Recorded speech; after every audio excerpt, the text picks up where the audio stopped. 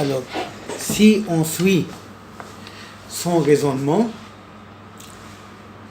on peut dire que, par exemple, il ne vise pas la Turquie en elle-même, mais il vise les Arabes. C'est pourquoi il n'a pas perpétré des attaques en plein cœur de la Turquie, car sa revanche n'est pas avec la Turquie elle-même, mais avec le monde et l'expansion arabe en général. Mais cette raison aussi, ce prétexte, ne tient pas beaucoup aussi, car actuellement, on n'est pas en présence d'une hégémonie, même arabe ou musulmane. Au contraire, on est en présence d'une cohabitation et d'un effort pour bâtir pierre par pierre cette entente musulmano-chrétienne. Tout le monde a vu les rencontres du pape avec le dirigeant musulman dans un pays arabe qui reproche toutes les nationalités arabes et étrangères, notamment aux Émirats arabes unis, dans ce pays où il regroupe plus de 200 nationalités, ils vivent, et ces nationalités vivent en paix. Donc on n'est pas en présence d'un conflit pour que vienne une personne comme se déraper et qu'il commence à commettre des massacres partout ailleurs. Et de même, la Turquie n'est pas déjà en Europe. On ne l'a pas acceptée dans la communauté européenne. Alors pourquoi cette haine vers la Turquie?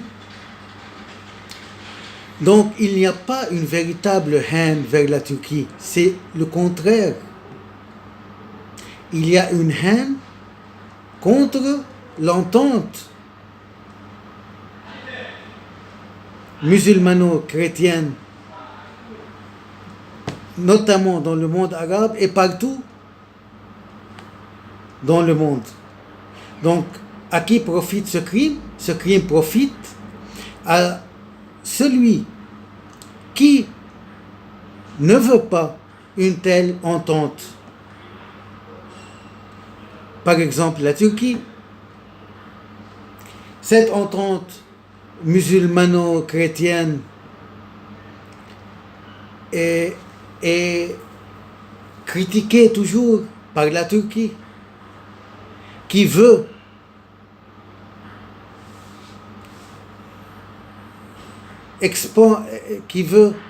envahir le monde arabe par les frères musulmans, par des dirigeants qui sont de son côté. Et c'est là le véritable conflit entre les pays arabes et la Turquie. Et notamment les pays arabes ont recours à l'entente musulmano-chrétienne pour renforcer les rangs arabes et pousser